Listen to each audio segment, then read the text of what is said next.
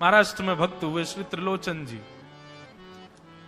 परम संत सेवी, श्री पंडरीनाथ भगवान के चरणों में ही रहते थे। पति पत्नी दोनों निवास करते थे, उनके कोई संतान नहीं थी, तो इसलिए उन्होंने जीवन भर क्या नियम अपनाया कि जो भी धन आदि उनके पास था, जो भी वैभव था, उन्होंने वो पंढरपुर आने वाले वैष्णवों की सेवा में खर्च करने का उसका मन बनाया कि यहां इतने दर्शनार्थी आते हैं, सबका भोजन प्रसादी सामग्री हमारे घर में बना करेगी। तो श्री त्रिलोचन जी पंढरपुर आने वाले दर्शनार्थियों को घर बुलाकर के प्रेम से भोजन पवाते थे। और जितने भी दर्शनार्थी दर्शन करके पंढरपुर से जाते थे, वो अन्य संतों को कह देते, बोले कहां जा रहे हो? बोले पंढरपुर जा रहे हैं। बोले भैया पंढरपुर जा रहे हो तो त्रिलोचन जी के यहां जाना, उनके यहां भोजन प्रसादी बहुत बढ़िया संतों के अनुकूल बनाते हैं। बड़ी ख्याति हो गई महाराज जी, अब तो जितनी भीड़ पंढरपुर विठल मंदिर में, उतनी भीड़ त्रिलोचन जी के घर के बाहर संतों की, दर्शनार्थियों की, सब प्रसाद पाने के लिए जाते।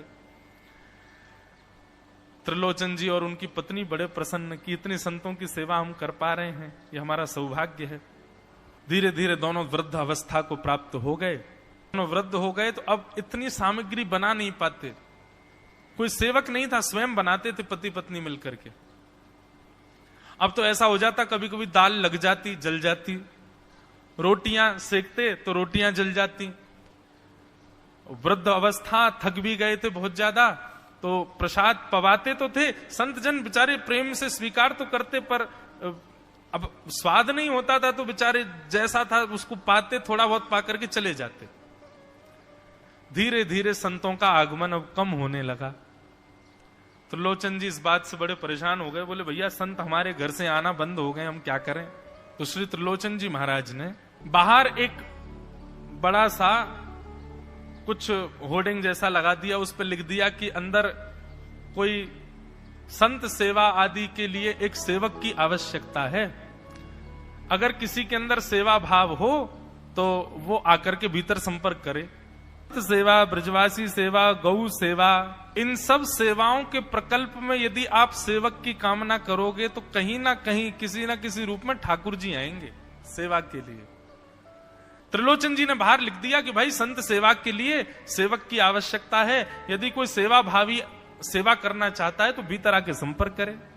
अब यह बोर्ड पढ़ लिया हमारे श्री पंडरीनाथ भगवान ने, और श्री विठल भगवान एक छोटे से बालक का रूप धारण करके त्रिलोचन जी के यहां पहुंच गए। त्रिलोचन जी के यहां पहुंचे, त्रिलोचन जी बैठे थे।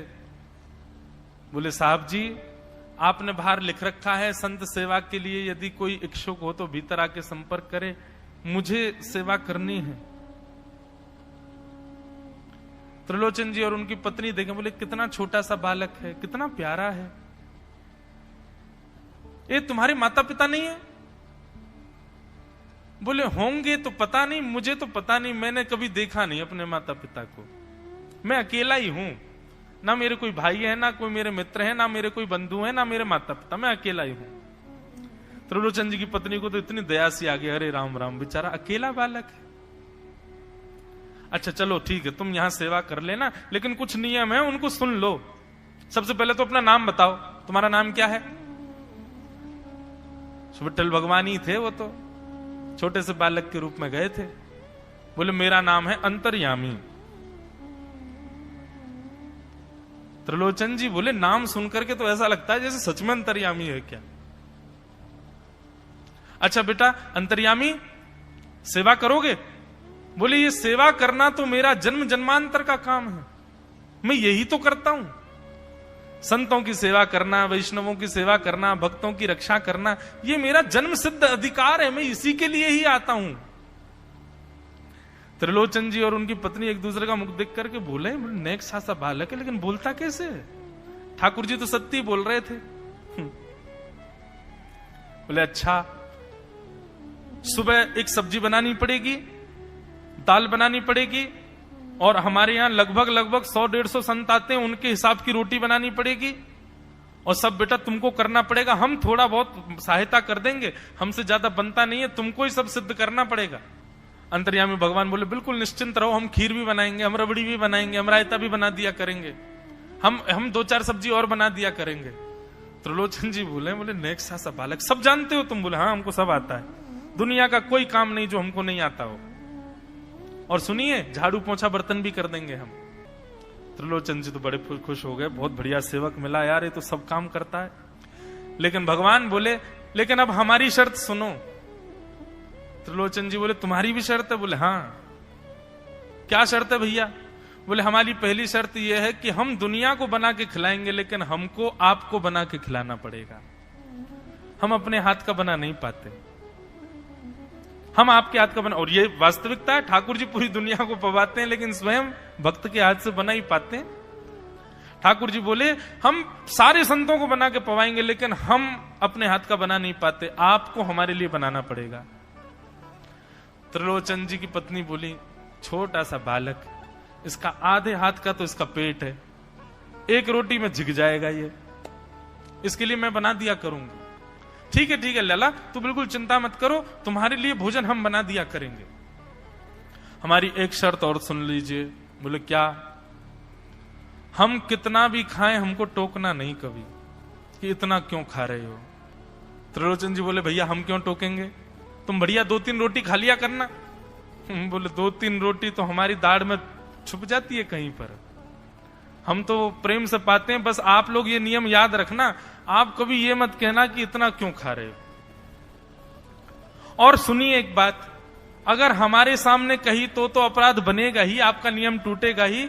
किसी और से जाकर के यदि आपने कह दिया कि बहुत खाता है, क्या बताएं, तो हम उसी दिन अंतर ध्यान हो जाएंगे, उसी दिन आपका घर छोड़ के चले जाएंगे, फिर दूरते रहना सेवक। त्रिलोचन जी बोले हम क्यों कहेंगे भैया, हम तो कभी नहीं कहेंगे, हम दोनों तुमको वचन देते हैं, तुम प्रेम से रहो, सबका सेवा करो, हम कभी नहीं कहेंगे कि इतना खाता है। भगवान बोले तो ठीक है, फिर कल से सेवा शुरू। अगले दिन महाराज त्रिलोचन जी और पत्नी उठे सवेरे ब्रह्म मुहूर्त में, देखा तो महाराज भीतर ही ठाकुर जी बढ़िया अपनी कमर कस करके, सिर पर ढांटा बांध करके, मुंह पर कपड़ा लगा करके और कढ़ाई में लिए चला रहे हैं, बना रहे हैं दाल। एक हाथ से दाल बना रहे हैं, फिर दौड़ के जाते हैं दूसरी कढ़ाई पे, वहां पर खीर बना रहे हैं, फिर कहीं जाते हैं वहां पूड़ी उछाल उछाल करके धर रहे हैं। त्रिलोचन जी और उनकी पत्नी देख रहे खड़े खड़े, अकेले ठाकुर जी सब बना रहे हैं, नेक्सा सा बालक। 8 बजे से संतों की जमात आनी प्रारंभ हो गई, सुबह के समय हो गया। महाराज अकेले ही पत्तल लेकर के दौड़ते हैं, सारे संतों को पत्तल बांटे आते हैं, फिर अकेले ही सामग्री लेकर के जाते हैं और लेकर के सबको बांटते हैं। त्रिलोचन जी कोई सामग्री लेके जाए तो ठाकुर जी बीच में ही आ जाते हैं, बाबूजी आप जाके बैठो, मैं बांट रहा हूं ना, आप उठ के मत आओ, आप उठ के आओगे सब फैल जाएगा, मैं कर रहा हूं ना सब। अकेले ठाकुर जी, अकेले अंतर्यामी भगवान सब कर रहे थे। और त्रिलोचन जी और उनकी पत्नी बड़े प्रसन्न, जय हो विठोबा, तेने तो भैया ऐसा लगे साक्षात तुम ही आ गए हो, कितनी कृपा हो रही है, देखो कैसा सेवक मिला है। हमें भली संतान नहीं दी ठाकुर जी ने, लेकिन ऐसा सेवक दिया है जिससे परिपूर्ण आनंद हो गया है। संतों की भोजन प्रसादी हुई, महाराज खूब प्रेम से सब संतों को पवाया, संत भी सब वाहवाही करके गए, बोले वाह त्रिलोचन जी आपके यहां खूब बार पाया, लेकिन आज जैसा प्रसादी हमने कभी नहीं पाई। त्रिलोचन जी बड़े प्रसन्न।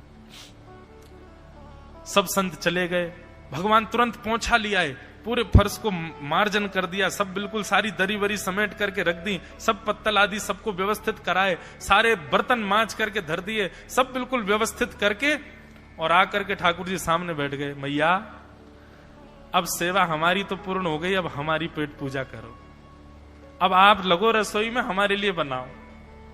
वो तो इतने भाव में आ गए, अरे मेरे लाला मैं अभी बना के लाती हूं। सुंदर सुंदर सब्जी बनाई, सुंदर रोटी बनाई, सुंदर खीर बनाई, थोड़ी थोड़ी एक एक दोना, 2-2 दोना मान लो सब्जी बनाई, 2-2 दोना खीर बना दी, 10-5 पूड़ी बना दी, ठाकुर जी की बढ़िया थाली लगाई, थाली लगा करके सामने धर दी। अंतर्यामी भगवान बैठ गए, प्रेम से पाने लगे, पाते जाए महाराज, वो तो खाते जाए, खीर उठा करके पी जाए, सब्जी उठा के पी जाओ, और लाओ मैया भूख लगी है जल्दी लाओ। 10 की 10 पूड़ी एक बार में चट और लेकर के आई, बेचारी देती गई, 10 की पूड़ी और धरवा ली, फिर उनको भी पा गए। अब मैया ने इतनी सामग्री बनाई थी, बोले मैया भूख लगी है जल्दी जाओ, आटा मारो, फिर से सेको, बढ़िया लेके आओ सामग्री, आपसे हमने कही थी कि आपको हमको पवाना पड़ेगा। नहीं बेटा तू बिल्कुल बैठो रहे। अरे भैया मुझे तो लगी नेक्स्ट सो पेटया को, ये तो कुआ है पूरा, कितना डाल दो भरे कोई ना। महाराज आटा मारते मारते शाम हो गई। शाम तक ठाकुर जी पाते ही रहे और खूब पेट भर के पाया महाराज। एक आसन पर अखंड 4 घंटा बैठ करके भोजन किया और भोजन करने के बाद ठाकुर जी बोले ठीक है सेठ जी, अब आओ, लाओ तेल ले आओ, आपकी नक मालिश कर दूं, आपकी नक सेवा कर दूं, आप थक गए होंगे। त्रिलोचन में नहीं इसकी नहीं क्यों नहीं है, तेल लेकर के उनकी मालिश भी कर दें। इस प्रकार चले। त्रिलोचन जी की पत्नी बेचारी पहले दिन तो कुछ नहीं बोली, दूसरे दिन भी कुछ नहीं बोली, तीसरे दिन उसके मन में आया, बोले ये क्या कर लिया हमने। सुबह जितना भोजन बनना चाहिए उतना तो ये अकेला ही पाता है। सुबह संतों का ये बना देता, पर शाम को इसके लिए जितना बनता वो संतों के बराबर ही बैठता है पूरा। त्रिलोचन जी कहते नहीं तुमको याद नहीं, उसने कहा था कभी कहना नहीं ऐसा। बोले हाँ नहीं मैं ध्यान रखूंगी, नहीं कहना है। लेकिन अंतर्यामी भगवान तो खूब प्रेम से घर के सारे काम कर रहे हैं उनके। महीना 1.5 महीना बीत गया, खूब आनंद से सेवा चल रही थी। एक दिन त्रिलोचन जी की पत्नी पड़ोस में किसी के पास बैठी थी, तो पड़ोसी तो होते ही हैं सब घर के बात बोलने वाले, उन्होंने कह दी, बोले कि आपके घर में तो आजकल बड़ी खुशहाली आ गई है। त्रिलोचन जी को देखा, चेहरे पे कैसा तेज आ गया, लाल लाल टमाटर जैसे गाल हो गए उनके। बोले अरे वो आया है ना अंतर्यामी सेवक हमारा, बहुत सेवा करता है, प्रसादी वगैरह सब वही बनाता है, फिर मालिश करता है उनकी, बढ़िया बढ़िया उनके लिए जूस निकालता है, बढ़िया उनको सब भोजन पानी पवाता है, इसलिए इस वजह से त्रिलोचन जी बढ़िया। वो त्रिलोचन जी तो बढ़िया हो गए, तुम सूख गई हो, तुम इतनी पतली दुबली क्यों हो गई, मेरा दुख कौन जाने। वो सबकी सेवा करता है पर अपनी सेवा मुझसे करवाता है।